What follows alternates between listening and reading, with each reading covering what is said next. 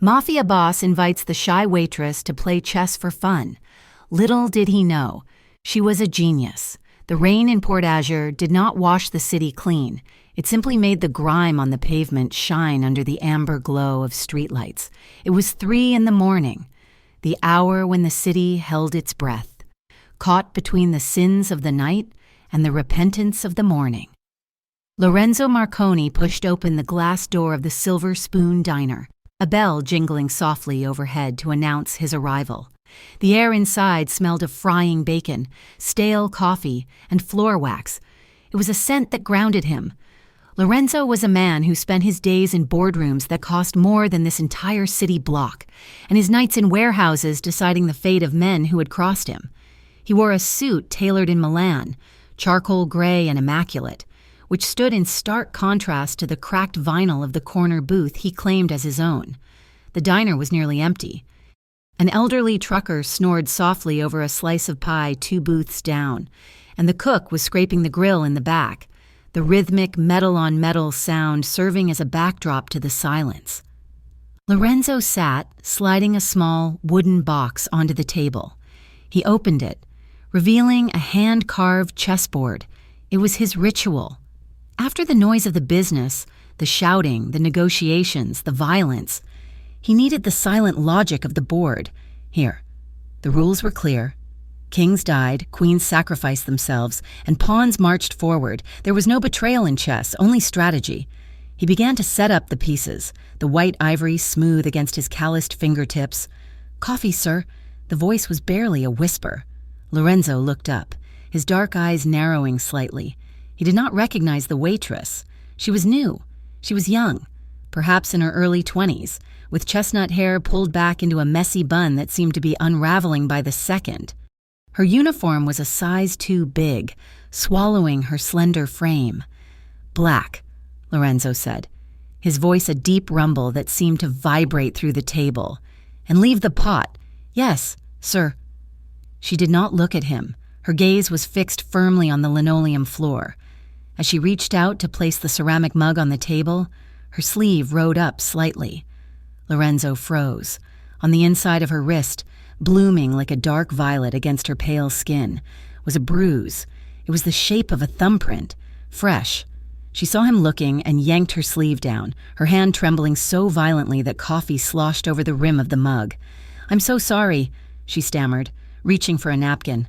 "I will clean that up. I'm so clumsy." "Leave it," Lorenzo said. His tone was not harsh, but it carried the weight of command. She froze, the napkin hovering in her hand. He studied her. She was like a bird that had flown into a glass window, stunned, fragile, and terrified of the next impact. He had seen fear in many eyes, but this was different. This was exhaustion. "What is your name?" he asked. "Ava," she breathed. "Ava Benton. Ava," Lorenzo repeated, testing the weight of it. He gestured to the empty bench across from him. "Sit down."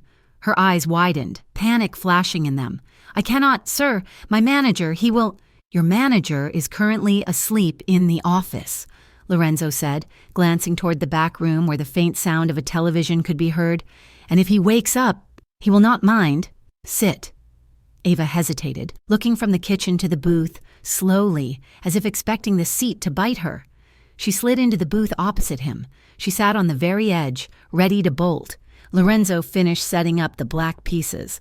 He turned the board so the white pieces faced her. "Do you play?" he asked. Ava blinked, looking down at the board. Her eyes traced the lines of the squares, the formation of the knights and bishops.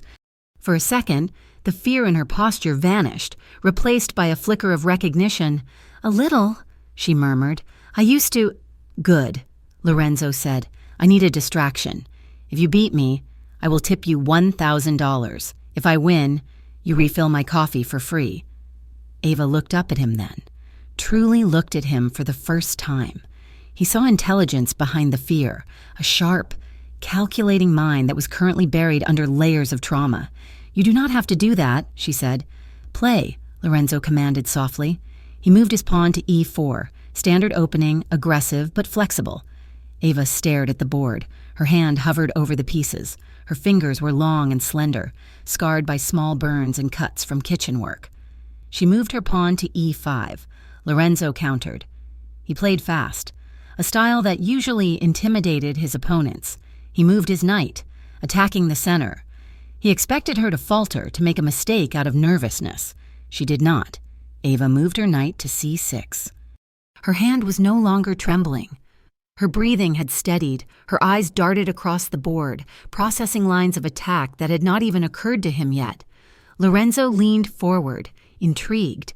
He developed his bishop, aiming for a classic Italian game structure. He wanted to test her defenses. Ava ignored his bishop. She pushed a pawn, opening a diagonal for her queen. It looked like a mistake, a reckless opening of her king's side. Lorenzo smirked internally. He took the pawn. 3 moves later, his smirk vanished. She had not made a mistake. She had set a trap by taking the pawn. He had overextended his knight, leaving his center undefended. Ava moved her bishop, pinning his knight to his queen. Lorenzo paused. The sounds of the diner faded away. There was only the board. He looked at the position, really looked at it, and realized he was in trouble. He tried to castle, to bring his king to safety. Ava sacrificed her bishop. It was a stunning move. She took a pawn protecting his king, losing her piece but shattering his defensive wall. Lorenzo stared at her. She was chewing on her bottom lip, her brow furrowed in concentration. She did not look like a shy waitress anymore. She looked like a general. "Check," she whispered. Sliding her queen into position, Lorenzo blocked with a rook. "Check," she said again, bringing her knight into the fray. He moved his king. "Checkmate." Lorenzo stared at the board. The black king was trapped in the corner, hemmed in by his own pawns and her relentless queen. He counted the moves in his head. 15. She had destroyed him in 15 moves. Silence hung heavy in the booth. Ava seemed to snap out of a trance. She looked at the board, then at Lorenzo, and the color drained from her face. She stood up abruptly. "I'm sorry," she said quickly, wringing her hands. "I did not mean to. Lorenzo began to laugh. It was a low, gravelly sound that surprised even him. He had not laughed in months. "Sit down, Ava," he said. He reached into his jacket pocket, pulled out a money clip, and counted out 10 $100 bills. He slid them across the table. "I cannot take that," she whispered, staring at the money as if it were cursed. "A deal is a deal," Lorenzo said. "You have a gift. Where did you learn to play like that?" "My father," she said quietly. "He taught me before he passed." Lorenzo nodded, respecting the grief in her voice. He did not press.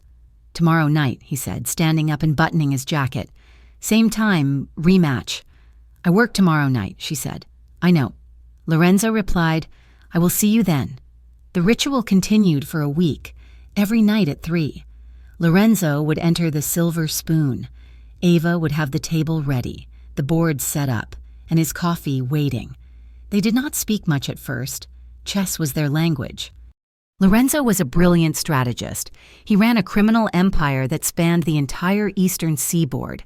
But Ava possessed a raw, intuitive genius that defied logic. She played with a chaotic beauty, taking risks that no sane person would take, and somehow making them land.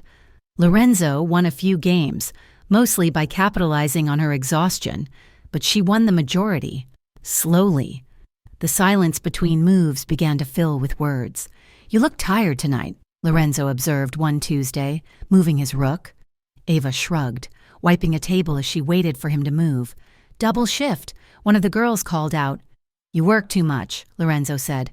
"Rent does not pay itself," she countered, capturing his pawn. "What did you want to do?" Lorenzo asked. "Before the diner." Ava paused. She held a white bishop in her hand, rolling it between her fingers. "I was studying mathematics," she said softly. "I wanted to play professionally. Chess. I had a scholarship." "What happened?" "My father got sick," she said, her voice tight. "The medical bills were astronomical. I dropped out of work. Then he died, and the debts were still there. So, here I am." Lorenzo watched her. He saw the shame she tried to hide, the burden of a life that had forced her into a corner. He felt a familiar anger rising in his chest, not at her, but at the world that crushed brilliance like hers for the sake of a few dollars. Debts can be managed, Lorenzo said carefully. Not these kinds of debts, Ava muttered, placing the bishop back on the board. Check. Lorenzo lost that game too, but his mind was no longer on chess. The next day, Lorenzo made a phone call. It took his network less than an hour to find the information. Ava Benton owed $40,000 to a loan shark named Ray Corgan. Lorenzo knew Ray. He was a bottom feeder, a man who preyed on the desperate and the weak. He ran a small operation out of a boxing gym in the crumbling south side of the city. More importantly, Ray paid tribute to the Varelli family, Lorenzo's only real rivals in Port Azure. Lorenzo sat in his office, staring at the file on his desk. Ray Corgan, he could have Ray killed with a single word. He could have the debt wiped clean before lunch. But Lorenzo was a strategist. If he acted too forcefully, he would tip his hand. He would expose Ava as something valuable to him. And in his world, value made you a target. He had to be careful. That night, the atmosphere in the diner was tense. Ava was jumpy. She dropped a fork, startling herself so badly she nearly cried. When she poured Lorenzo's coffee, he saw fresh red marks on her upper arm, distinct finger-shaped bruises where someone had grabbed her with crushing force. Lorenzo's grip on his coffee cup tightened until the ceramic threatened to crack. "Who touched you?" he asked. His voice was low, deadly quiet. Ava flinched. "Nobody. I bumped into a door." "Ava," Lorenzo said. He did not shout, but the authority in his voice made her stop. "Do not lie to me. Was it Ray?" Ava went still. She looked at him, her eyes wide with terror. "How do you know that name?" "It is my business to know things," Lorenzo said. "Did he hurt you?" "He came to the back alley," she whispered, looking toward the kitchen as if Ray might burst through the swing doors. "He said I was late on the interest. He said next time he would break my fingers so I could not carry plates anymore." Lorenzo felt a cold rage settle over him. To threaten a woman was cowardly. To threaten the hands of an artist was a sin. "He will not touch you again," Lorenzo said. "You do not understand," Ava said, tears pooling in her eyes. "He is connected. Dangerous people. If I do not pay—" "I am a dangerous person," Lorenzo said, and he stood up. The game was forgotten. "Get your coat. I am walking you home." "I cannot leave. My shift is not over for another hour," she protested. Lorenzo walked to the counter, pulled out $100 bill, and slapped it down in front of the bewildered night manager. "She is leaving. If you have a problem with that, take it up with the Marconi family." The manager went pale and nodded frantically. The rain had turned into a deluge. Lorenzo opened a large black umbrella, holding it over Ava as they stepped into the night. The city was dark, shadows stretching long and twisted across the wet concrete. They walked in silence for a few blocks. Ava stayed close to him, not out of affection but out of fear of the dark. Lorenzo adjusted his pace to hers. He scanned every alley, every parked car, his instincts sharp. "Why are you doing this?" Ava asked, her voice barely audible over the rain. "You are a rich man. I am just nobody." "You are not nobody," Lorenzo said, "and I detest bullies." "He is following me," she admitted, her voice trembling. "I feel him watching me. Sometimes I see his car parked down the street from my apartment." Lorenzo stopped. He turned to her. Under the shelter of the umbrella, they were inches apart. He looked down at her, seeing the exhaustion and the fear, but also the resilience. "Listen to me," Lorenzo said, his voice firm. "You are under my protection now. Ray Corgan is a pawn. He thinks he is a king, but he is nothing. Do you understand?"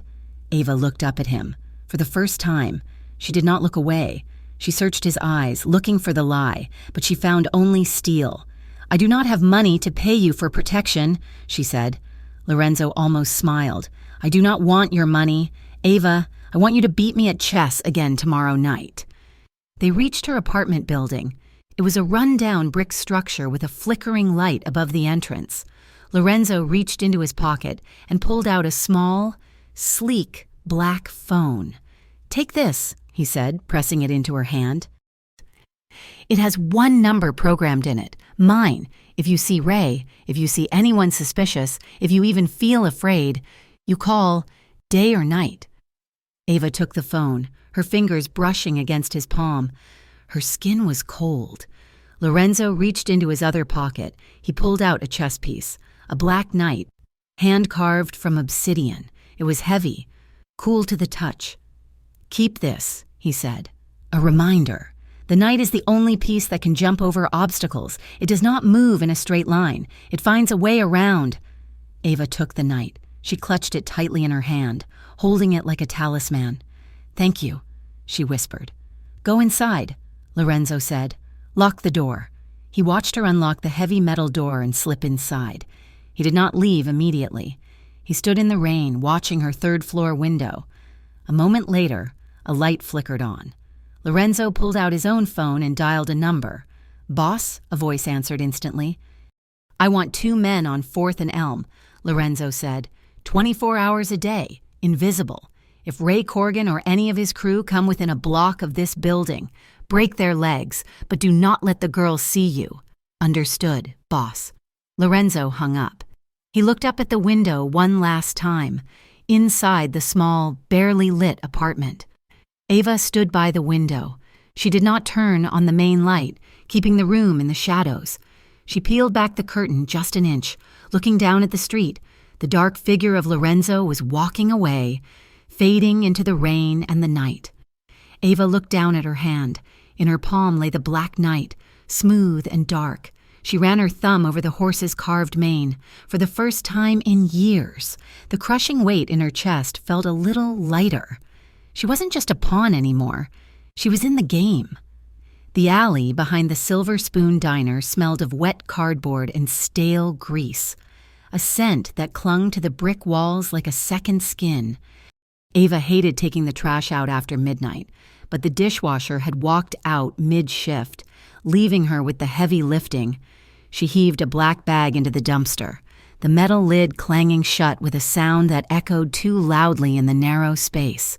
She wiped her hands on her apron and turned to go back inside, but the path was blocked. Ray Corrigan leaned against the door frame, picking his teeth with a matchstick.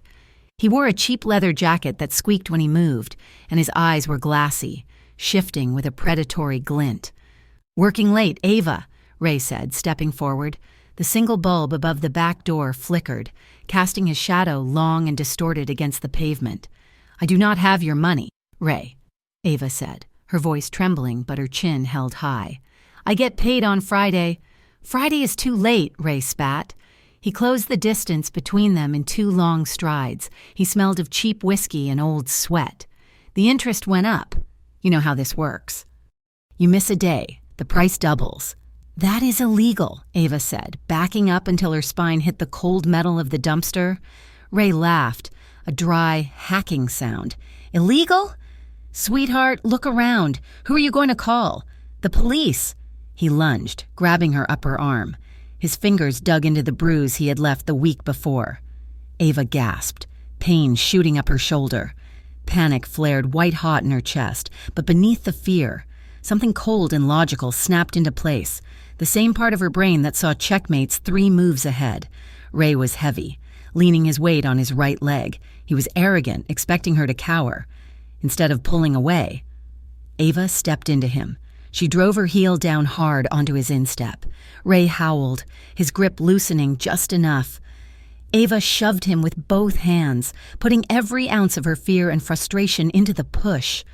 Ray stumbled back, slipping on the wet pavement. He caught himself against the brick wall, his face twisting from shock to fury. You little witch, he snarled, straightening up. He reached into his jacket, and for a terrifying second, Ava thought he was pulling a weapon, but he stopped, his eyes darting to the street entrance of the alley where headlights swept past. You are making a mistake, Ray hissed, pointing a shaking finger at her. You think you are tough. Wait until my friends pay you a visit. You will be begging to pay me. He spat on the ground near her feet, turned, and vanished into the shadows of the alley, leaving Ava shaking against the dumpster, her heart hammering a frantic rhythm against her ribs. Lorenzo found out. An hour later. He did not come to the diner. Instead, a black sedan idled by the curb as Ava finished her shift. One of the men Lorenzo had posted to watch her, a towering figure named Marcus, opened the rear door as she walked out. "Mr. Marconi wants to see you," Marcus said gently. Ava got in. The interior was warm, smelling of leather and cedar. Lorenzo sat in the shadows, his face unreadable. As soon as the door clicked shut, he reached out and took her hand, turning it over to inspect her wrist. Fresh red marks bloomed over the old purple ones. The temperature in the car seemed to drop 10 degrees. "He touched you," Lorenzo said. It was not a question. His voice was terrifyingly calm, void of any inflection, which made it infinitely worse than if he had shouted. "I fought back," Ava whispered, a strange mix of shame and pride in her voice. "I stepped on his foot. I pushed him." Lorenzo looked at her, and the ice in his eyes fractured for a moment, replaced by a fierce, burning approval. "Good," he murmured, "but you should never have had to." He tapped on the partition glass. "Marcus, boss, find Ray Corgan," Lorenzo ordered. "Do not kill him, not yet. We need to know who is holding his leash, but I want you to deliver a message. Break his right hand.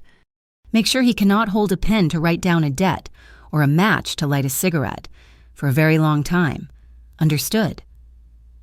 Ava felt a shiver run through her. She knew she should be horrified by the violence, by the casual way Lorenzo ordered a man maimed, but looking at her bruised wrist, she felt only a grim, dark sense of safety. "Where are we going?" she asked as the car pulled away from the curb.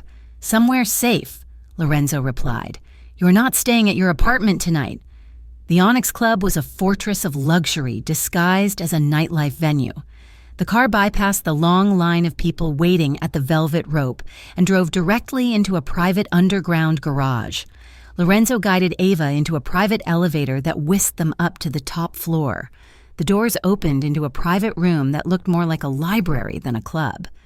Walls lined with dark mahogany bookshelves, a fireplace crackling with birch logs, and thick Persian rugs that swallowed the sound of their footsteps. The chaos of the city felt a million miles away. Ava stood in the center of the room, clutching her worn purse, feeling painfully out of place in her diner uniform and scuffed sneakers. "Relax, Ava," Lorenzo said, walking to a sideboard and uncorking a bottle of dark red wine. "No one can hurt you here. This floor is impenetrable." He poured 2 glasses and brought one to her. Her fingers brushed his as she took the stem, and she felt a jolt of electricity that had nothing to do with static. "I have something for you," Lorenzo said. He set his glass down and opened a drawer in the heavy oak desk. He pulled out a small, black object and placed it on the velvet blotter, a pistol. It was small, compact, and deadly looking. Ava took a step back. I do not like guns." "I do not ask you to like it," Lorenzo said, his voice firm. "I ask you to respect it, and I ask you to learn how to use it, just in case." He picked up the weapon, checked the safety, and held it out to her handle. "First, take it." Hesitantly, Ava reached out. The metal was heavy and cold. It felt alien in her hand. "It is too heavy," she whispered. "Adjust your grip," Lorenzo said. He moved behind her. Ava's breath hitched. He was close, so close she could feel the heat radiating from his chest against her back. He reached around her, his large hands covering hers, correcting her grip. "Thumbs forward," he murmured, his voice vibrating near her ear. "Do not cross them behind the slide, or it will bite you. Keep your elbows bent slightly, like this." He guided her arms up, aiming at the fireplace mantel. Ava tried to focus on the mechanics, on the safety catch and the sight alignment, but her senses were overwhelmed by him. The scent of his cologne, sandalwood and rain, filled her nose. His hands were rough, calloused from years of hard decisions, yet his touch on her skin was incredibly gentle. She did not pull away. She leaned back, just a fraction of an inch, resting against him. For a moment, the gun was forgotten. There was only the slow, heavy beat of her heart and the solid wall of his presence protecting her. "You are a natural," Lorenzo said softly, his chin brushing the top of her head. Steady hands, just like on the chessboard. He slowly released her and stepped back. The loss of his warmth was immediate and jarring. Ava lowered the gun, engaging the safety as he had shown her, and placed it back on the desk with trembling fingers. They sat on the leather sofa near the fire, the bottle of wine half empty between them. The adrenaline of the evening had faded into a melancholy exhaustion. "Tell me," Lorenzo said, watching the firelight dance in his glass. "You said your father died. What about your mother?" Ava looked into her wine, swirling the crimson liquid. "She left when I was 16, she said quietly. "She packed a suitcase while I was at school. When I came home, there was a note on the fridge. It said she couldn't handle the sickness anymore. My father had just been diagnosed. She didn't want to be a nurse. She wanted to be free." Lorenzo went still. "She left a child to care for a dying man alone?" "I was not a child," Ava said, a bitter smile touching her lips. "I grew up that day. I realized that people stay only as long as it is convenient. When the game gets hard, most people forfeit." Lorenzo set his glass down. He reached out, his hand hovering near her face.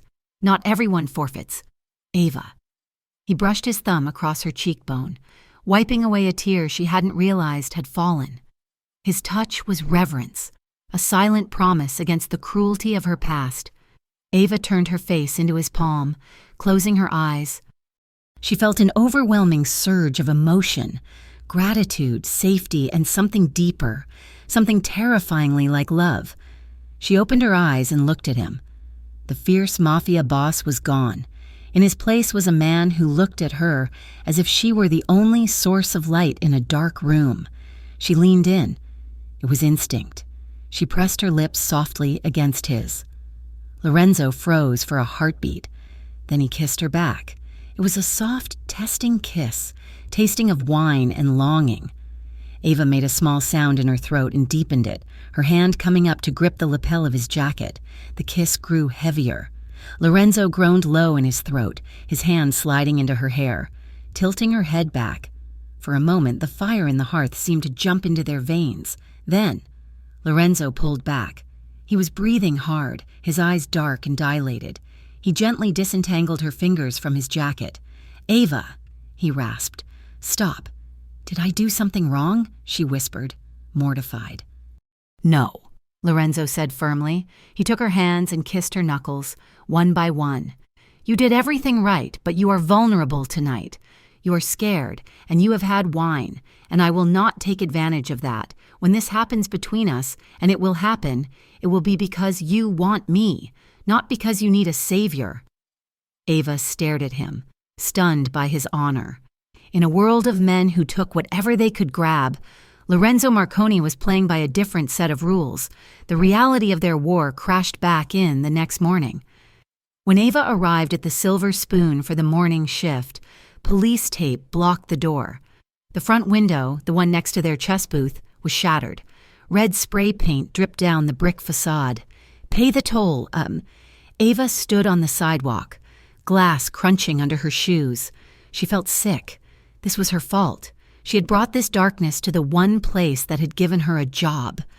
Lorenzo's SUV pulled up seconds later. He stepped out, his face a mask of cold fury. He did not look at the damage, he looked at her. "I caused this," Ava said, her voice breaking. "Ray.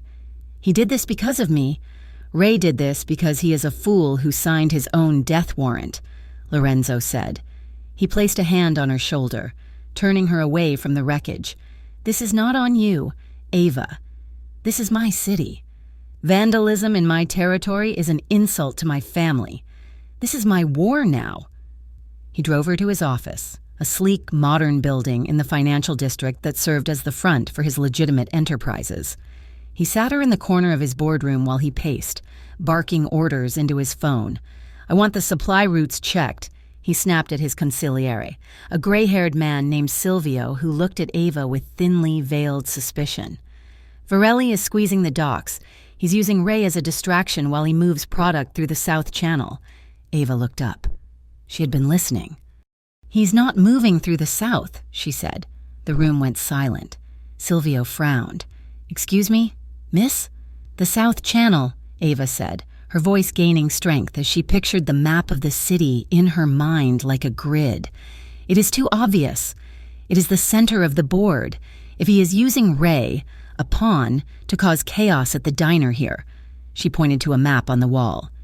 "He is drawing your attention to the west. He's feinting. He will move his real pieces along the edge of the board." She stood up and walked to the map. "Here, the old industrial train yards on the east side. They are unguarded because they are technically abandoned. That is his flank." Lorenzo stared at the map, then at Ava. He looked at Silvio. "Check the train yards." "Boss, that's a long shot," Silvio protested. "Check it," Lorenzo ordered. 2 hours later, the call came in. Lorenzo's men had intercepted a massive shipment of contraband electronics and weapons at the East Side rail yards. Ava had been right. Lorenzo looked at her across the polished mahogany table. He wasn't just looking at a waitress anymore. He was looking at a partner. "You cannot go back to your apartment," Lorenzo said that evening. "It is compromised, and the diner is closed for repairs." "I have nowhere else," Ava said. "You have me." Lorenzo replied. He took her to his estate. It was a sprawling mansion on the cliffs overlooking the ocean, surrounded by high walls and patrolled by armed guards. It was beautiful, intimidating, and lonely. They ate dinner in a dining room that could seat 30 people. Afterward, Lorenzo invited her for a walk. The air was cool, smelling of salt spray and the thousands of roses that bloomed in the moonlit garden. They walked along the stone path, the gravel crunching softly underfoot. The tension that had been building between them for days, the chess games, the danger, the gun lesson, the strategy session, felt like a wire pulled tight, ready to snap. "You amaze me, Ava," Lorenzo said, stopping near a high stone wall covered in climbing ivy. "Most people run from this life. You looked at it and solved it like a puzzle." "I'm tired of running," Ava admitted. She looked up at him, the moonlight catching the curve of her neck. "And I am tired of being afraid." "You are safe here," Lorenzo said. He stepped closer. "It is not just the safety I want," Ava whispered. She reached out and took hold of his tie. This time, there was no hesitation, no fear of overstepping. She pulled him down to her. Lorenzo did not hold back. He groaned, a sound of surrender, and crushed his mouth to hers. This was not the gentle kiss of the night before. This was hunger. It was possession. He backed her up until her shoulders hit the cool stone of the garden wall. His hands were everywhere, in her hair, gripping her waist, sliding down to cup her hips and pull her flush against him. Ava gasped into his mouth, her hands tangling in his thick hair, pulling him closer, deeper. She felt the hard lines of his body, the power he held in check. Unleashed now only for her. He kissed her jaw, her throat, his stubble grazing her sensitive skin, sending shivers racing down her spine. "Lorenzo," she breathed, her head falling back against the ivy. "I have wanted to do this since the moment you beat me in 15 moves." He growled against her neck. He swept her up into his arms, carrying her as easily as if she were a chess piece. He carried her through the garden doors, down the hallway, and into his private study. He did not make it to the bedroom. He lowered her onto the velvet couch, his body covering hers, shielding her, claiming her. They lay tangled together, breathless, hearts hammering in unison against their ribs. Lorenzo buried his face in the crook of her neck, inhaling her scent, while Ava held him tight, her fingers tracing the muscles of his back through his shirt. Outside, the guards patrolled the perimeter, and in the city below, the war was heating up. But in this room, in the quiet dark, the king and the queen had finally found their square. In Port Azur, secrets were a currency more valuable than gold, and inflation was hitting the market. The whisper that Lorenzo Marconi had taken in a stray, a civilian, a woman with no blood ties to the families, traveled through the city's underbelly like a fever. It moved from the back rooms of cigar bars to the loading docks, eventually reaching the ears of those who wished Lorenzo dead. To the common street thug, it looked like a weakness. To Enzo Varelli, the head of the rival family controlling the western districts, it looked like an opportunity. Varelli was a man of brute force disguised as a businessman, and he knew that a man like Lorenzo, who usually operated with the cold precision of a machine, was vulnerable only when he found something he refused to sacrifice. Inside Lorenzo's own organization, the mood was tense. Silvio, his consigliere for over 20 years, stood by the floor-to-ceiling window of Lorenzo's office, watching the city lights flicker below. "You are breaking protocol, Lorenzo," Silvio said, his voice gravelly and tired. "She is a civilian, she has debts, she has a tail. Bringing her into the estate wasn't just charity, it was a declaration. You have put a target on her back, and by extension on ours." Lorenzo sat behind his desk, studying a map of the city, but his mind was elsewhere. He was thinking of the way Ava had looked at the garden wall the night before, the way she had unraveled in his arms. "She is not a civilian anymore," Lorenzo said, his tone final. "She is an asset." "She spotted the rail yard faint when none of you did. She is a waitress who plays chess," Silvio countered sharply. "She's not built for this world. When the bullets start flying, she will break. And if she breaks, she might take you down with her." Lorenzo looked up, his eyes cold. "Then I will make sure the bullets do not reach her." Ava felt the weight of her presence in the house. She saw it in the side-eyed glances of the maids, in the stiff posture of the guards who watched her every move. She was an intruder in a fortress built on blood and silence. The conversation she had overheard between Lorenzo and Silvio earlier that afternoon replayed in her mind. She will break. She sat on the edge of the massive four-poster bed in the guest suite, her hands trembling. She was putting him in danger. Ray was out there, likely answering to someone even worse, and by staying here, she was drawing that darkness to Lorenzo's doorstep. She loved him, the realization terrified her, but she could not be the reason his empire fell. It was just past midnight when she made her decision. She packed a single tote bag with her old uniform and the few clothes she had brought. She wrote a note on the heavy stationer's bond paper on the desk. "I cannot let you lose everything for me. Thank you for saving me." She slipped out the servants' entrance. The night shift guards were patrolling the perimeter wall, leaving the side gate momentarily unobserved during the rotation. It was a gap in security she had noticed 2 days ago, a chess player's habit of seeing the empty squares. She walked 3 miles in the drizzling rain to the nearest bus stop on the highway leading out of Port Azure. The shelter was a cracked plastic casing illuminated by a flickering halogen bulb. She sat on the bench, shivering, clutching her bag to her chest. A bus was due in 10 minutes. It would take her north, far away from the mobs and the violence. Headlights swept across the wet pavement, blinding her. A car screeched to a halt right in front of the bus stop. It wasn't a bus. It was a sleek black sedan. Lorenzo got out. He didn't look like a mafia don at that moment. He looked like a man possessed. He wore no coat, the rain soaking his dress shirt instantly. He stormed into the shelter, his chest heaving. Ava stood up, backing away. "Lorenzo, please, go back." "You left," he said. His voice was raw, cracking with an emotion she had never heard from him. "You left a note." "I am a liability," she cried, the tears mixing with the rain on her face. "Silvio was right. I do not belong in your world. I am just a waitress. I am going to get you killed." Lorenzo stepped forward and grabbed her shoulders, his grip bruising in its intensity. He shook her, just once, desperate to make her understand. "Do you think I care about the world?" he shouted over the sound of the rain. "Do you think I care about the empire? The money? The territory? I built all of that so I could have the power to choose my life, and I choose you. You cannot," she sobbed. "I am weak." "You are the strongest person I know," Lorenzo said, dropping his voice to a fierce whisper. He framed her face with his wet hands, forcing her to look at him. "I have killed men for less than the disrespect of leaving me, Ava. But I do not want to control you. I want to protect you. I protect who I care about. Do not ask me to walk away from the best thing that has ever happened to me." Ava looked into his eyes, dark, desperate, and completely honest. The bus rumbled in the distance, its lights cutting through the fog, but she didn't look at it. She dropped her bag. "Okay," she whispered. "Okay." Lorenzo exhaled, a sound like a man surfacing for air.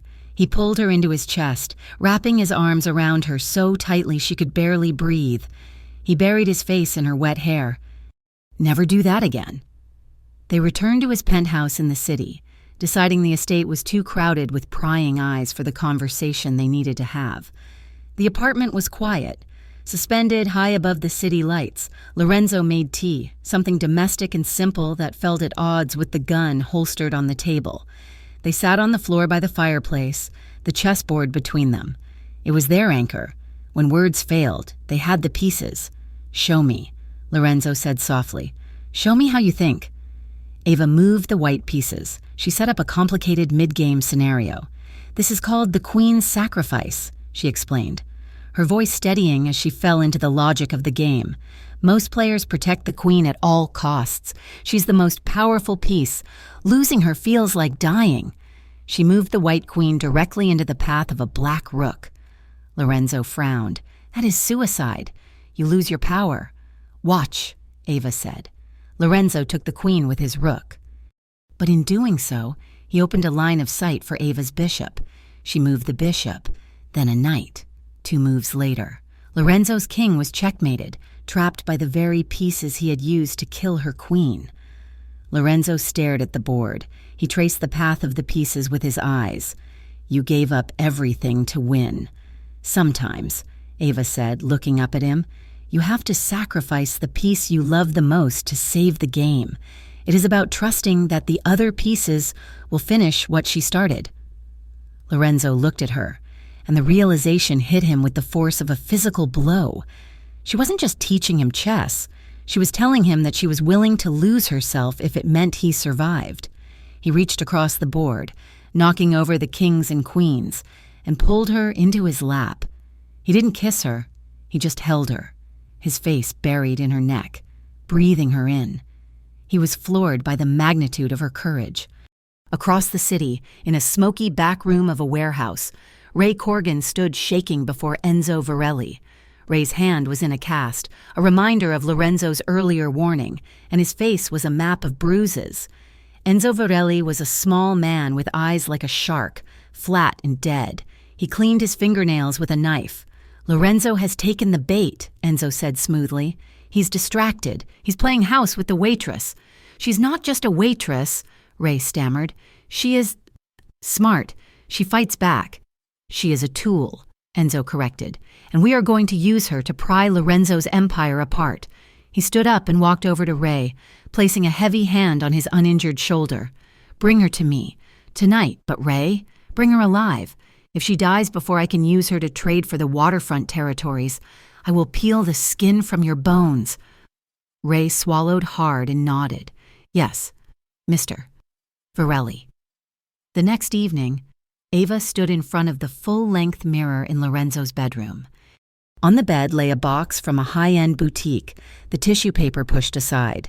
She wore the dress he had bought for her, a slip of emerald green silk that clung to her curves like water. It was backless, daring, and elegant. She applied a coat of red lipstick, her hands steady. She was done hiding. If she was going to be in this world, she would dress the part. She would be the queen, not the pawn. She walked into Lorenzo's study. He was on the phone, his back to the door, his shirt sleeves rolled up. He turned as he heard her enter, and the phone slowly lowered from his ear. He ended the call without looking away from her. "Ava," he breathed. "I am tired of the uniform," she said, walking toward him. The silk swished softly against her legs. Lorenzo met her halfway. He didn't touch her at first, he just looked, his eyes devouring her. "You look dangerous." "Good," she said. She stepped into his space, placing her hands on his chest. The heat between them was instantaneous, a spark hitting gasoline. Lorenzo groaned, his restraint shattering. He grabbed her waist and hoisted her up, backing her against his heavy oak desk. He kissed her, and it wasn't gentle. It was a hungry, desperate collision. It was a claim. Ava wrapped her legs around him, pulling him closer, her fingers tangling in his hair. She kissed him with all the pent-up fear and adrenaline of the last 48 hours. Lorenzo swept a stack of files and a laptop off the desk with one arm, the crash lost under the sound of their breathing. He set her down on the polished wood.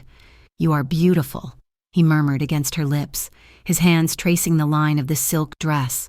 "God, Ava, you are everything." They moved together in a frenzy of longing, seeking comfort in the contact of skin on skin. It was a passionate affirmation of life in the face of the death that stalked them. Every touch was a promise. "I am here. I am yours." Later, when the room had quieted and the city lights painted stripes across the floor, they sat together on the leather chair, Ava resting against his chest. Lorenzo reached into his pocket and pulled out a small velvet pouch. "I have something else for you," he said. He opened it to reveal a delicate silver chain. Hanging from it was a tiny, intricate charm, a chestnut. It matched the black obsidian one he had given her, but this one was silver, bright and shining. He fastened it around her neck, his fingers brushing the sensitive skin at her nape. The cool metal settled against her collarbone. "The night," Lorenzo whispered near her ear. "Because you always find the unexpected move, because you jump over the walls they build." Ava touched the charm, her eyes filling with tears. I thought you would say queen." Lorenzo turned her to face him. He smiled, a rare, genuine expression that softened the hard lines of his face. "You do not need a charm to tell you that. You are my queen now. Ava, that is a fact." She buried her face in his shoulder to hide the tears, overwhelmed by the absolute certainty in his voice. 2 days later, the illusion of safety shattered. Lorenzo had a meeting with the heads of the dockworker unions at the estate. Security was tight, but attention was focused on the front gates and the meeting room. Ava had been asked to stay upstairs, but the air conditioning was stifling. She told the guard outside her door, a young man named Leo, that she needed fresh air. They walked to the side garden, near the rose bushes where she and Lorenzo had walked that first night. Leo stood a respectable distance away, watching the perimeter. A delivery van pulled up to the service entrance 50 yards away. It was a regular delivery, catering supplies for the meeting.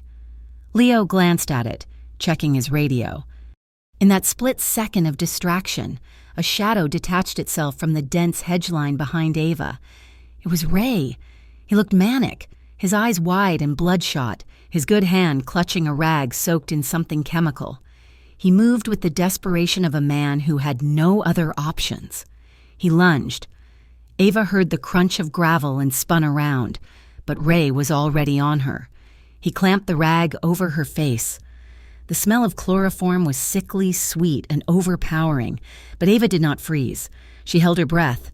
She dropped her weight, stomping hard on Ray's foot, the same move she had used in the alley, but with more force this time. Ray grunted but didn't let go. He dragged her backward toward a gap in the fence where the wire had been cut. "Leo!" Ava screamed, ripping the rag away from her mouth for a split second before Ray slammed a forearm into her throat. Leo turned, his hand going to his gun, but a second assailant popped up from the bushes and fired a silenced shot. Leo crumpled, clutching his shoulder. Ava was alone. She clawed at Ray's face, her nails digging into his eyes. She remembered Lorenzo's voice. "Use your elbows. Strike hard." She drove her elbow back into Ray's ribs. He wheezed, his grip loosening. Ava broke free, gasping for air, and scrambled backward. Ray pulled a knife. "You are coming with me, you little brat," he snarled, lunging at her.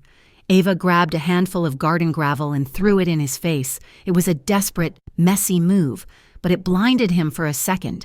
She turned to run, screaming Lorenzo's name, and then Lorenzo was there.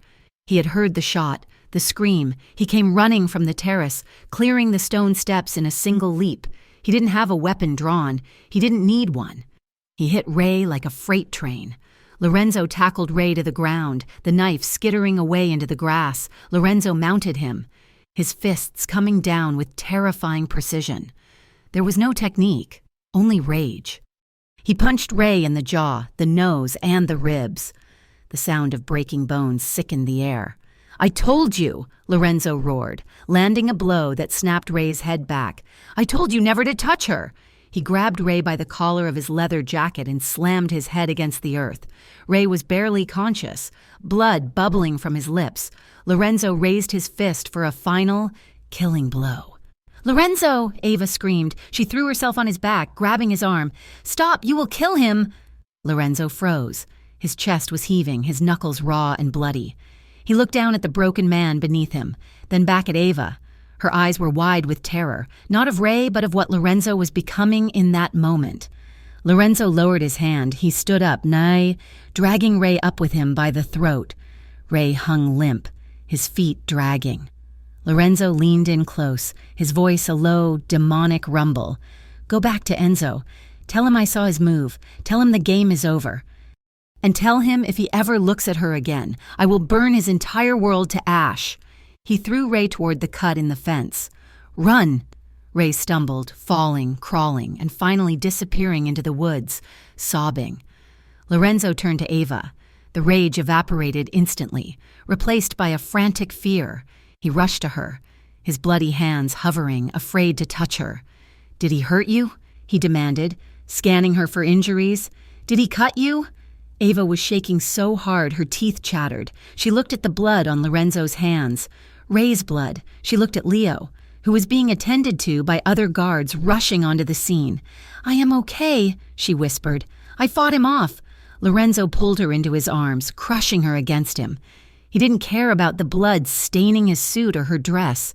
He just needed to feel her heart beating. "I am sorry," he rasped into her hair. "I should have been here. I should have known." Ava pulled back slightly, looking up at him.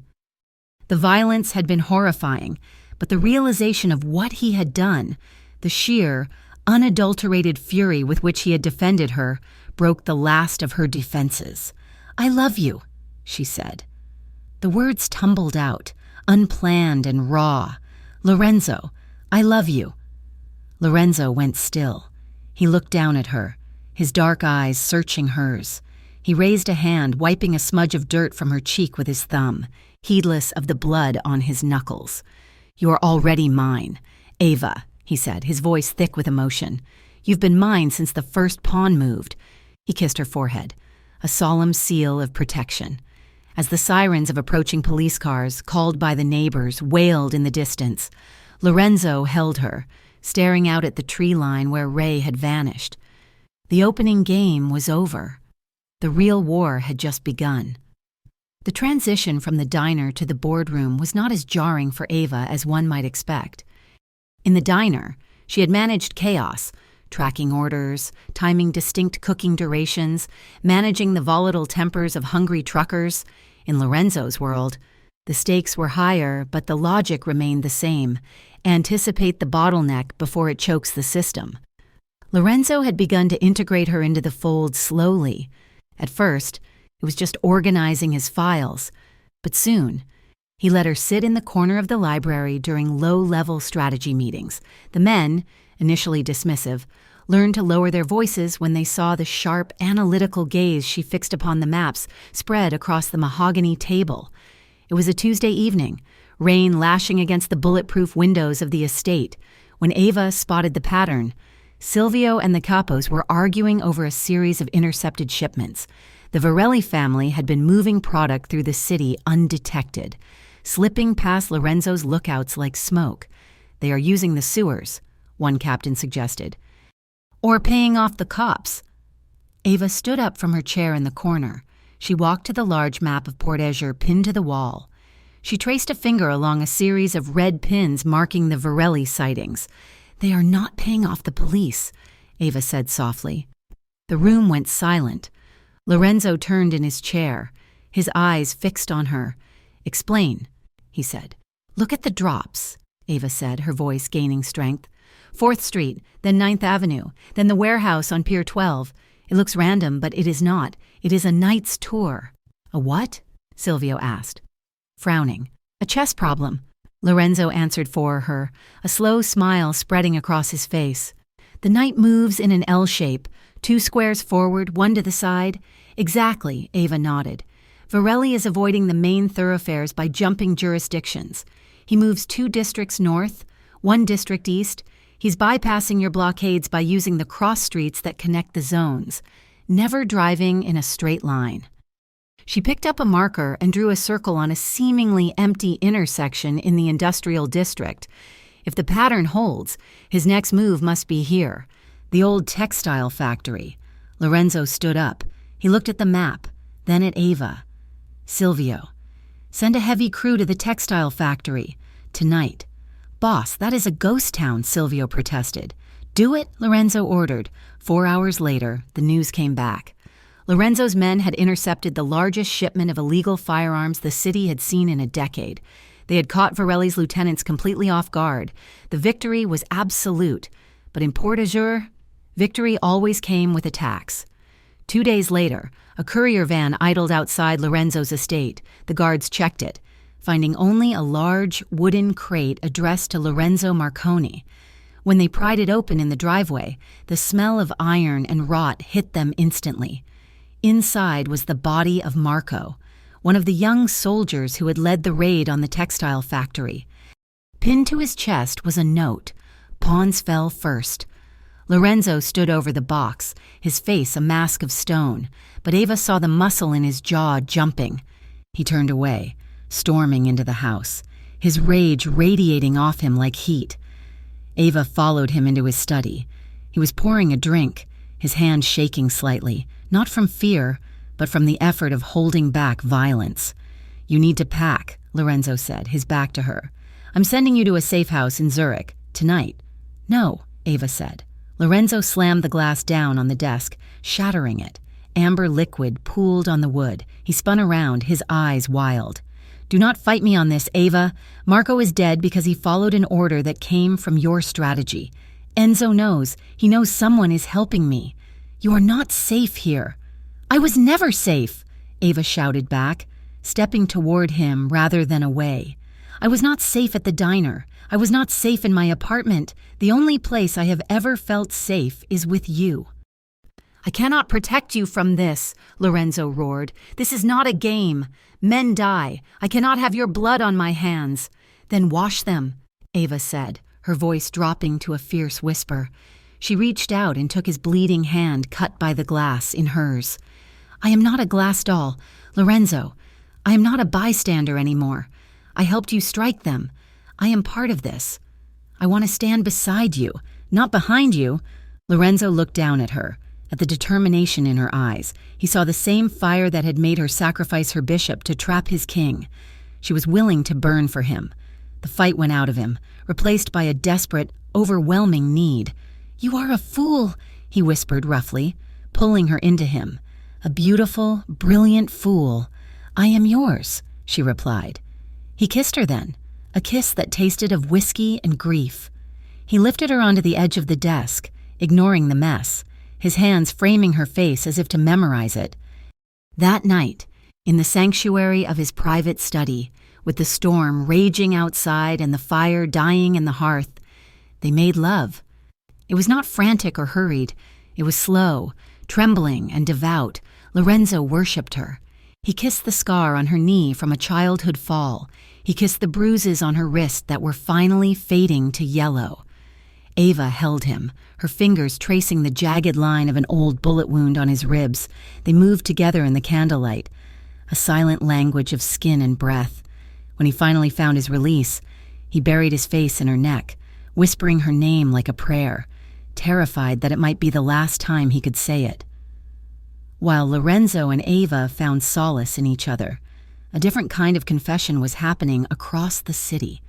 Ray Corgan lay in a hospital bed in a private clinic funded by the Varelli family. He was broken, jaw wired shut, ribs taped, legs in casts. Enzo Varelli stood at the foot of the bed, his face twisted in disgust. "Lorenzo let you live," Enzo said softly, "which means he wanted you to deliver a message, but you failed. Ray, you lost my shipment." Ray made a gurgling sound, panic in his eyes. He scribbled frantically on a notepad the nurse had left. He tore the page off and held it out with a shaking hand. Enzo took it. "It's the girl, the waitress. She's a chess genius. She plans the moves." Enzo read the note twice. A slow, cruel smile spread across his face. "The waitress," he mused. The one he is protecting. So, she is the brain. He crumpled the note. Well then, if we remove the brain, the beast will stumble. The trap was set 3 days later. Lorenzo received credible intel that Enzo was hiding out at a farmhouse 10 miles north of the city, preparing for a final strike. It was a classic setup, and Lorenzo knew it, but he could not ignore the chance to end the war. He took his best men. He took Silvio. He left the estate heavily guarded, with strict orders that Ava was to remain in the panic room until he returned. But Enzo had not gone north. As soon as Lorenzo's convoy was 5 miles out, a team of mercenaries breached the perimeter of the Marconi estate. They didn't come over the walls. They blew the main gate with military-grade explosives. The firefight was short and brutal. Lorenzo's guards fought bravely, but they were outnumbered and outgunned. Ava was in the study, reviewing the security feeds, when the screen went black. She heard the gunfire downstairs. She didn't scream. She didn't hide in the panic room. She knew they would drill it open. She needed to buy Lorenzo time. She needed to leave a message. She ran to the chessboard that sat on the coffee table, the game they had paused that morning. She grabbed the black queen. The door burst open. 2 men in tactical gear stormed in. Ava raised her chin, clutching the chess piece in her palm. "Ava Benton," one of them grunted. "Mr. Varelli would like a word." Lorenzo was 10 minutes from the farmhouse when his phone rang. It was the head of his home's security, his voice gurgling through blood. "Boss, they took her." Lorenzo did not speak. He slammed on the brakes, spinning the car around in the middle of the highway, causing the convoy to screech to a halt. "Back," he screamed into the radio. "Get back to the estate." They drove like madmen, tearing through the city, but they were too late. The estate was smoking. Bodies of his loyal men lay on the gravel. Lorenzo sprinted into the house, his gun drawn, checking corners, calling her name. "Ava! Ava!" Silence answered him. He burst into the study. It was empty. The furniture was overturned, but on the coffee table, the chessboard remained miraculously untouched amidst the chaos. Lorenzo froze. He walked toward it. The pieces were exactly as they had left them, except for one, the Black Queen. Ava had moved it. She had placed it on a square right in the center of the board, a square that was undefended, directly in the line of fire of the White King. In chess, it was a move that signaled a desperate gambit, a sacrifice to draw the enemy out. She had given herself up. Lorenzo fell to his knees. A roar of pure, unadulterated fury tore from his throat, shaking the walls of the empty room. He gripped the edge of the table, his knuckles turning white. "I will burn this city to the ground," he vowed to the empty room. "I will burn it all." Ava woke up to the smell of salt water and rust. Her head throbbed with a rhythm that matched the crashing of waves she could hear faintly in the distance. She was seated in a metal chair, her hands zip-tied painfully tight behind her back. A single industrial light bulb hung from the ceiling, swaying slightly, casting long, nauseating shadows. She was in a warehouse, cold, damp, and smelling of fish, the docks. "Wake up, Sleeping Beauty." Enzo Varelli stepped into the light. He was smaller than Lorenzo, but he carried himself with the twitchy energy of a hyena. He wore a pristine white suit that looked grotesque against the grime of the warehouse. "So," Enzo said, circling her, "this is the secret weapon, the chess prodigy." He laughed, a sharp, barking sound. "You are nothing but a scared little girl who seduced a monster." Ava lifted her head. Her lip was split, and her cheek throbbed where she had been struck during the kidnapping. "I did not seduce him," she rasped, "and he is not the monster here." Enzo stopped. He leaned in close, smelling of expensive cologne and decay. "He is a butcher. Darling, and you? You are the bait. I am going to break you.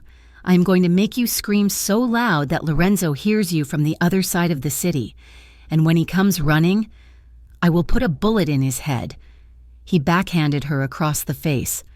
Ava's head snapped to the side. The pain was blinding.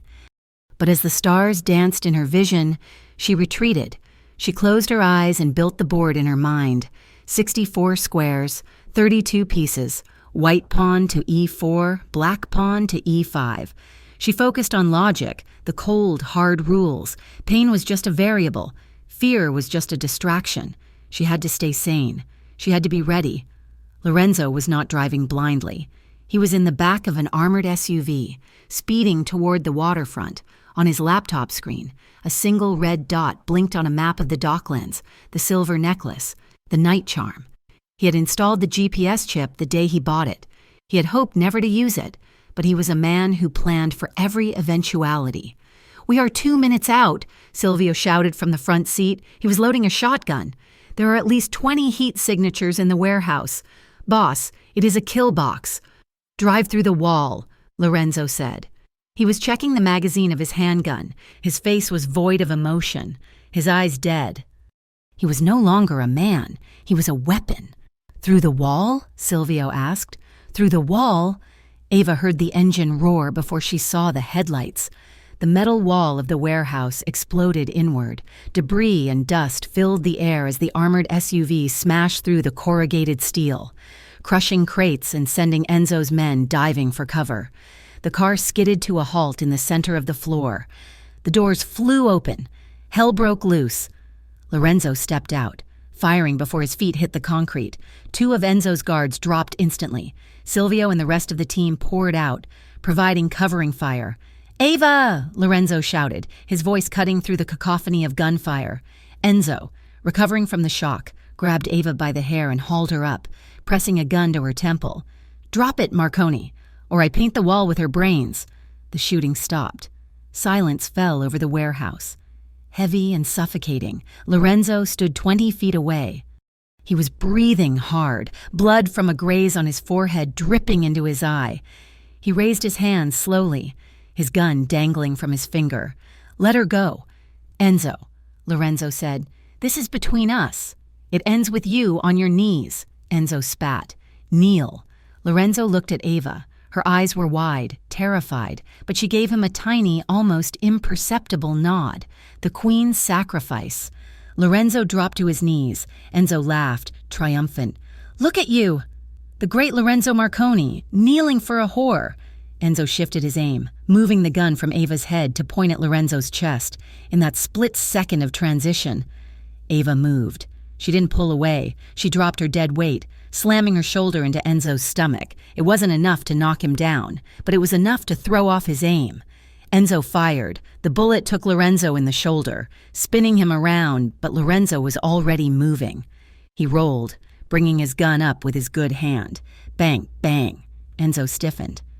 2 blooms of red appeared on his white suit, one in the chest, one in the throat. He looked at Lorenzo with a look of pure shock, then crumpled to the floor. The remaining Varelli men hesitated. Their boss was dead. "Leave!" Silvio roared, racking his shotgun. "Or die with him!" They ran. Lorenzo tried to stand, but his legs gave way. He collapsed onto the concrete. "Lorenzo!" Ava screamed. She struggled against her bonds until Silvio ran over and cut them with a knife. She scrambled across the floor, sliding into the blood that pooled around Lorenzo. She pulled his head into her lap. His shirt was soaked in red. He had taken a second bullet in the gut during the initial breach. "Lorenzo, look at me," she sobbed, pressing her hands over the wound in his stomach. "Stay with me." His eyes fluttered open. They were hazy, unfocused. He reached up, his bloody hand trembling, and touched her face. "Check. Mate," he whispered. Then his hand fell. His eyes rolled back. "No." Ava screamed. She fumbled for the emergency button on the necklace he had given her, the backup signal. She held it down until the LED flashed red. Sirens were already wailing in the distance. The hospital waiting room was a purgatory of fluorescent lights and vending machine hums. Ava sat in a plastic chair, still wearing her torn, blood-stained dress. She refused to leave. She refused to wash the blood from her hands until she knew he was alive. Silvio sat across from her. He looked aged. His posture slumped. "He flatlined twice in the ambulance," Silvio said quietly. "He will come back," Ava said. Her voice was hollow but certain. "He does not lose." A doctor emerged, looking exhausted. "Family of Mr. Marconi?" Ava stood up. "Me? I am his. I am with him. He is stable," the doctor said. It was close. One bullet missed the artery by a millimeter. He's in recovery. You can see him for a minute, but do not wake him." Ava walked into the room. Lorenzo lay pale and still against the white sheets, tubes and wires connecting him to machines that beeped with a steady, reassuring rhythm. She walked to the bedside. She took his large, limp hand in hers. She kissed his knuckles, tasting the antiseptic and the lingering iron of the violence. "I am here," she whispered. "I am not going anywhere." The recovery was slow. Lorenzo was a terrible patient, demanding, restless, and angry at his own weakness. A week later, he was sitting up in bed, reviewing files. Ava walked in, carrying a chessboard. Silvio was with her. "You need rest," Ava scolded, taking the files from Lorenzo's hand. "I need to work," Lorenzo grumbled. "Silvio says the Varelli territories are in chaos. We need to move." "Silvio can handle it," Ava said. She set the board down on the rolling table. She looked at the consigliere. "Silvio, play me." Silvio blinked. "Excuse me, if I win," Ava said, "Lorenzo takes the rest of the week off, and you handle the acquisition of the Varelli assets. If you win, I will let him work." Lorenzo watched, amused, a smirk playing on his pale lips. "Careful. Silvio." Silvio sat down, his pride stung. "I have been playing for 40 years. Miss..." They played. It took 20 minutes. Ava dismantled Silvio's defense with surgical precision, trapping his king in a net of pawns. "Checkmate," Ava said softly. Silvio stared at the board. He looked at the position, realizing he had been herded into the trap 10 moves ago. He looked up at Ava, then at Lorenzo. He stood up and straightened his tie. "The lady is right, boss," Silvio said, a newfound respect in his tone. "You need rest. I will handle the territories. She clearly has the strategy under control." Lorenzo laughed, wincing as his stitches pulled. "I told you." 3 weeks later, Lorenzo was cleared to go home. The penthouse was warm, the fire crackling in the hearth. It was raining outside, but inside, it was safe. Ava stood by the window, looking out at the city. "Ray is gone," she said without turning around. "He is," Lorenzo said from the sofa. "He will not be found, and your loan." The bank records for Ray's organization had a tragic server error. All debts were erased. Ava turned. She walked over to him. She climbed into his lap, straddling his hips, careful of his healing wounds. She rested her forehead against his. "You saved me," she whispered. "No," Lorenzo said, his hands resting on her waist. "You saved yourself. I just evened the odds." He looked deep into her eyes, seeing the journey they had taken, from the shy waitress in the diner to the woman who had walked into a warehouse of killers to save him. "Ava," he said softly. He reached into his pocket. He did not pull out a ring box. He pulled out a chess piece. It was the Black Queen, the one she had left on the board, but he had had it modified. The base was now wrapped in a band of diamonds, glittering in the firelight. He pressed it into her palm. "I do not want a wife who stands behind me," Lorenzo said, his voice rough with emotion. "I want a partner. I want a queen who can play the game better than I can. Will you marry me?" Ava looked at the piece, then at him. Tears spilled over her lashes. She closed her fingers around the queen, holding it against her heart. "Yes," she whispered. "Your move." Lorenzo smiled, and he kissed her. A kiss of promise, of power, and of a game that they would play together for the rest of their lives. Ava's fingers closed around the diamond-studded queen.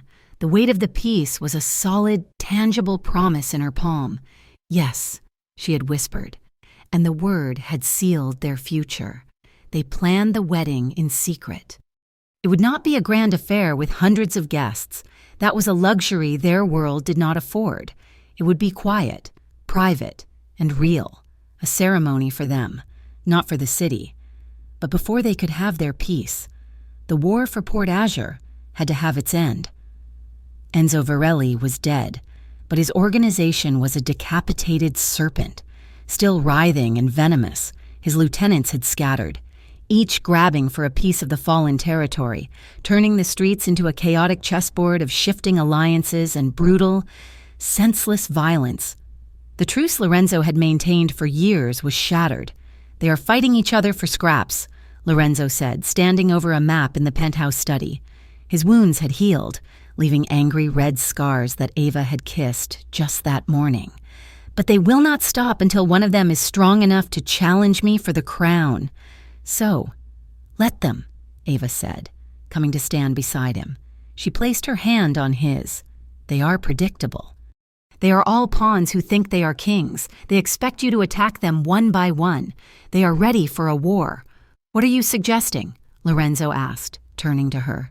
Do not give them a war, Ava said, her eyes alight with the familiar fire of strategy. Give them a peace meeting. Lure them all to one place, at one time. They are greedy.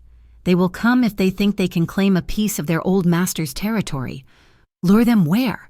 Lorenzo said, intrigued. Ava pointed to a spot on the map, a sprawling, dark patch of green north of the city. The old Vancroft mansion, it is abandoned. It is neutral territory. And, she smiled grimly, it only has 2 escape routes, the main road in and the old iron bridge over the ravine. The plan was set in motion. A message was sent through back channels, allegedly from a neutral party in the criminal underworld, inviting the 3 remaining Varelli lieutenants, a brute named Gallo, a smuggler named Bianchi, and a quiet psychopath named Fede, to a meeting. The purpose, to divide the Varelli assets and restore order. With Lorenzo Marconi's blessing, it was a blatant trap. But as Ava predicted, their greed and ego were stronger than their sense of self-preservation. Each man believed he could outsmart the other 2 and walk away with the prize. The night of the meeting, the Vancroft mansion was a tomb overgrown with ivy, its broken windows like empty eye sockets, staring into the fog rolling in from the river. Lorenzo was not there. He was a mile away, in a mobile command unit, watching feeds from drones hidden in the trees. Ava sat beside him, the glow of the monitors illuminating her face. Silvio was with them, coordinating the men on the ground. Gallo arrived first, with a dozen men.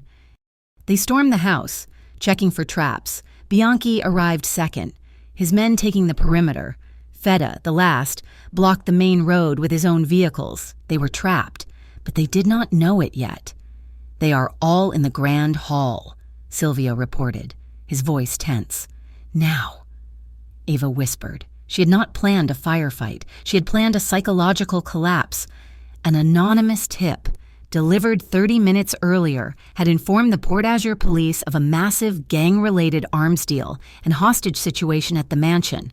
A second, simultaneous tip from a different burner phone reported a credible bomb threat on the old iron bridge, the only other way out. They are arguing, Lorenzo observed, watching the grainy drone feed. Gallo thinks Bianchi set him up, and Bianchi thinks Fede is making a play, Ava murmured. They are playing a 3-man game. They do not know the real opponent is the board itself. The first shot was fired inside the house. It was impossible to know who started it, but it did not matter. The fragile truce shattered, and the mansion erupted in gunfire as the 3 factions turned on each other, just as Ava had said they would. They are breaking, Silvio said, watching men pour out of the house. They are running for the bridge. Gallo, Bianchi, and Fede. Their forces decimated, scrambled into their cars, and tore down the long driveway, heading for the bridge, the escape route. They arrived at the iron bridge to find a wall of flashing blue and red lights. The entire city police force and the tactical bomb squad had sealed it off. The lieutenants screeched to a halt, caught between the police in front of them and the sound of sirens now converging on the mansion from the main road. They were trapped, boxed in by the law. Checkmate, Ava said softly. Lorenzo looked at her. Her plan had been bloodless, at least. Not by his hands. She had used the city's own defenses to cure Varelli cancer. She had won the war without firing a shot. A single stray bullet from a panicking Varelli soldier fleeing into the woods pinged off the command unit. Lorenzo instinctively shoved Ava down, covering her with his body, and a bullet fragment from the ricochet grazed his forearm. "Lorenzo," she gasped. "It is nothing," he said, but he was reminded again of the price of their life. It is over. The rebuilding of the Marconi family was quiet. With the Varelli leadership either dead or in police custody, Lorenzo consolidated his power, absorbing territories not with violence, but with offers of stability. The city, tired of the chaos, was grateful for the peace. 3 months after the night at the mansion, Ava stood on a sidewalk in her old neighborhood. The Silver Spoon Diner had been rebuilt, but she was looking at the building next to it, a formerly boarded-up storefront. A new sign hung above the door, the Queen's Gambit Community Center. Inside, the room was bright. Dozens of chessboards were set up. Children from the neighborhood, kids who reminded her of herself, were bent over the boards, learning the game. Lorenzo stepped up behind her, placing his hands on her waist. Anonymous donors, he had told her when he gave her the deed. They look happy, Ava whispered, watching a small girl capture a knight. You gave them a way out, Lorenzo said. A different one. Their wedding was on a Thursday, in the rose garden of the estate. The only guests were Silvio, the head of Lorenzo's security, and the judge, who looked terrified but was paid well. Ava wore a simple white dress, her hair down. Lorenzo wore a dark suit, his eyes never leaving her. When the judge pronounced them married, Lorenzo did not kiss her. He held her face in his hands, his eyes tracing every line of her features as if seeing her for the first time. My wife, he said, the words thick with a reverence that stunned her. My husband, she replied, her voice shaking. He kissed her then, a long, slow kiss that sealed the promise. Later, at the small reception in the study, they shared their first dance by the firelight. No music playing except the sound of their breathing. Lorenzo held her close, his chin resting on her head. I invited you to play for fun, he whispered, his voice rough. Just a game to clear my head. Ava looked up at him, her arms wrapped around his neck. You changed my life instead, he finished. We changed each other, she said. The final scene of their story was not a grand finale. It was a quiet Tuesday night, a year later. The city was calm. The penthouse was peaceful. Ava sat across from Lorenzo at the small, worn chessboard they had first used in the diner. He had bought the diner, and when they tore it down to build a new community center, he had saved the booth and the board. The fire crackled. Wine sat poured in 2 glasses. Your move, Lorenzo said, smiling. They played. The game was slower now, more thoughtful. It was not a battle, it was a conversation. Ava saw a clear path to victory in 5 moves. She saw the trap he was walking into. She looked at his hand resting near the board, at the simple gold band on his ring finger. She looked at the faint scar on his forehead from the night he had rescued her. She moved her bishop, a seemingly random move that ignored the opening. A mistake. Lorenzo raised an eyebrow. He saw the opening she had given him. He hesitated, then took it. He captured her rook. Ava smiled. 3 moves later, Lorenzo's king trapped her own. Checkmate, he said, his voice laced with a playful triumph he rarely allowed himself. Good game, Ava said, leaning forward. Lorenzo grinned. He knew. He reached across the board, his hand covering hers. You let me win. This time, Ava said, her smile matching his. The story closes on them kissing across the board, their hands entwined between the fallen kings and queens, a partnership forged in chaos and sealed in strategy, a king and his queen, perfectly and finally in check. Thank you so much for listening to this story. We have poured our hearts into bringing Ava and Lorenzo's world to life. We would love to know what you thought. Please comment below and tell us where you are listening from and what your favorite part of their journey was. If you enjoyed this, please be sure to subscribe to Mafia Romance Stories for more content just like this. Your support means the world to us.